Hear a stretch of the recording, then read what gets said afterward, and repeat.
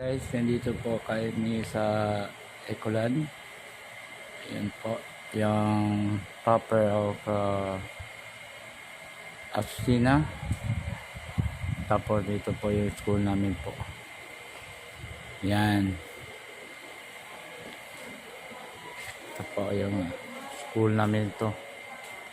Okay guys, nandito po kami na presenta sa ano yung mama ko nandun